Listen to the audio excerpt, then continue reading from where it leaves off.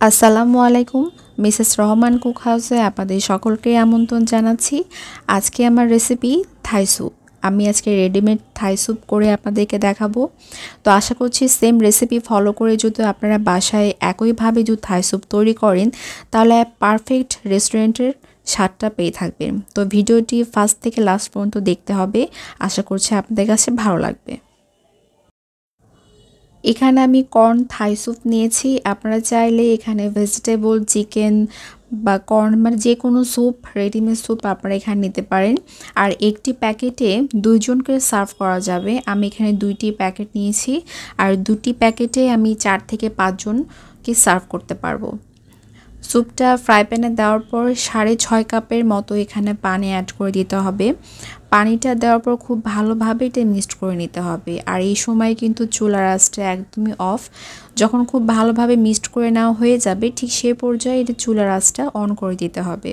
আর চুলার আঁচটা একদমই কিন্তু মিডিয়াম ফ্লেমে রেখে এটা জাল করতে হবে। স্যুপটা খুব ভালোভাবে যখন মিক্সড হয়ে যাবে, যখন আমি চুলাটা অন করে দিয়েছি আর এখানে আমি থাই পাতা অ্যাড করে দিলাম।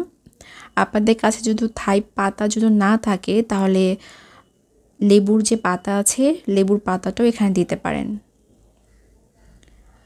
দেখুন আস্তে আস্তে কিন্তু স্যুপটা কিন্তু ঘন হওয়া শুরু করেছে। যখন মিডিয়াম ফ্লেমে এটা জাল করবেন তখন স্যুপের ভেতরে যা কিছু আছে সব কিছু কিন্তু আস্তে আস্তে এটা সেদ্ধ হয়ে যাবে। এখন আমি এখানে টেস্টটা একটু বৃদ্ধির জন্য এখানে আমি একটি ডিম দিয়ে দিলাম। আর এটা ডিমটা দেওয়ার পর অবশ্যই আমি হ্যান্ড মিক্সের সাহায্যে এটা কন্টিনিউয়াসলি এটা নাড়তেই হবে, কারণ যদি না নাড়া হয় তার সাথে সাথে কিন্তু ডিমটা কিন্তু দলা পেকে যাবে আর ভালো লাগবে না সেটা খেতে। অবশ্যই চেষ্টা করবে ডিমটা দিয়ে সাথে সাথে এভাবে মিক্সড করার।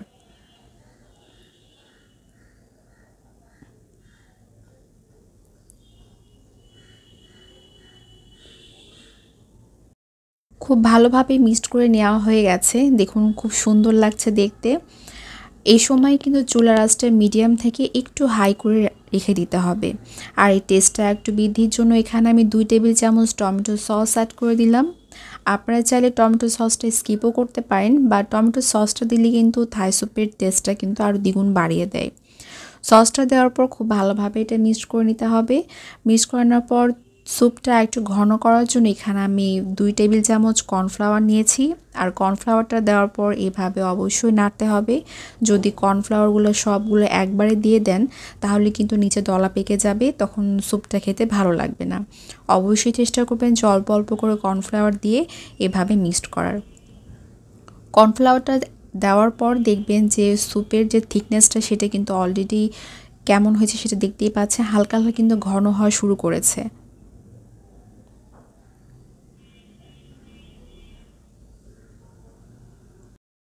স্যুপের থিকনেসটা আমি আপনাদেরকে কাছ থেকে দেখিয়ে দিচ্ছি। দেখুন থিকনেসটা কেমন হবে। এটা যখন হালকা একটু ঠান্ডা হবে তখন কিন্তু এটা আরও বেশি ঘন হয়ে যাবে।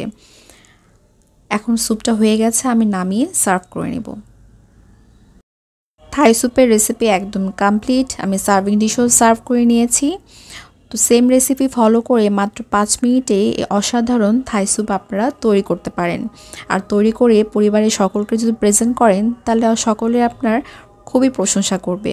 আর স্যুপের উপরে সামান্য একটি স্প্রিং অনিয়ন আমি দিয়ে ডেকোরেশন করে দিলাম। এটা অপশনাল, আপনারা চাইলে স্কিপ করতে পারেন। তো আশা করছি থাই স্যুপের রেসিপিটা আপনাদের কাছে ভালো লাগবে। আর ভালো লাগলে অবশ্যই লাইক শেয়ার কমেন্ট করতে ভুলবেন না। আর নিত্য নতুন এরকম রেসিপি পেতে চ্যানেলটিকে অবশ্যই সাবস্ক্রাইব করে আমাদের চ্যানেলের পাশেই থাকবেন। দেখা হবে নেক্সট ভিডিওতে নতুন কোনো রেসিপি নিয়ে। আল্লাহ হাফেজ।